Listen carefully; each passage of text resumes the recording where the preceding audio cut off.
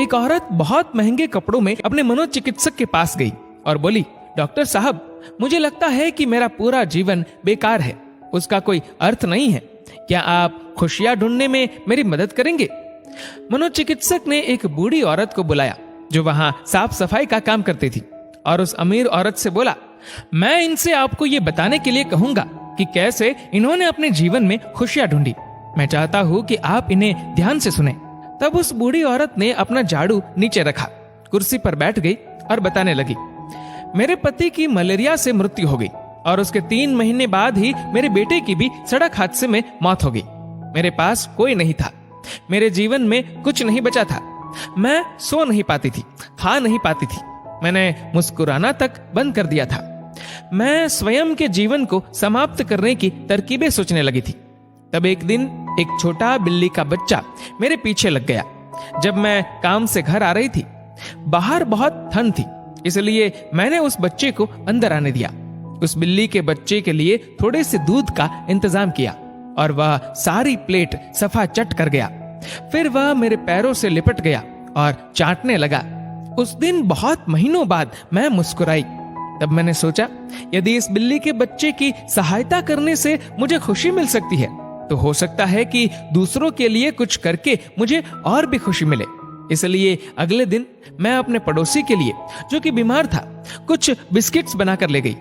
हर दिन मैं कुछ नया और कुछ ऐसा करती थी जिससे दूसरों को खुशी मिले और उन्हें खुश देखकर मुझे खुशी मिलती थी।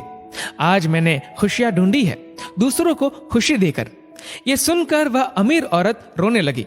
उसके पास वह सब था जो वह पैसे से खरीद सकती थी, लेकिन उसने वह चीज खो दी थी जो पैसे से नहीं खरीदी जा सकती।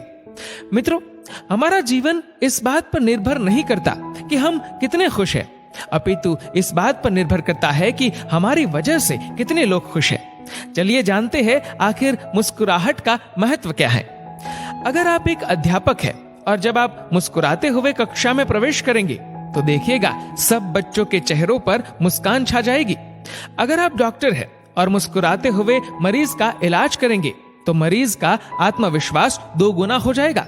अगर आप एक गृहिणी है तो मुस्कुराते हुए घर का हर काम कीजिए, फिर देखना पूरे परिवार में खुशियों का माहौल बन जाएगा।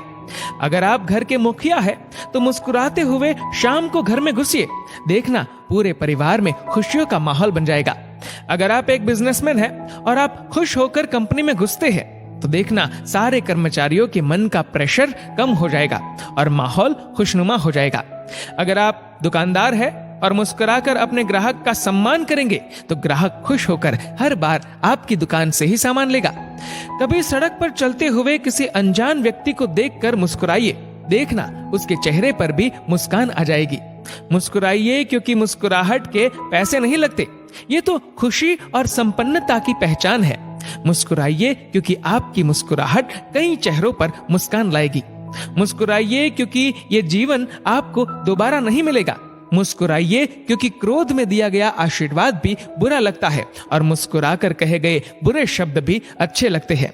मुस्कुराइए क्योंकि दुनिया का हर व्यक्ति खिले फूलों और खिले चेहरों को पसंद करता है। मुस्कुराइए क्योंकि आपकी हंसी किसी की खुशी का कारण बन सकती है। और सबसे बड़ी बात, मुस्कुराइए क्योंकि ये मनुष्य होने की पहचान है, इसलिए स्वयं भी मुस्कुराए और औरों के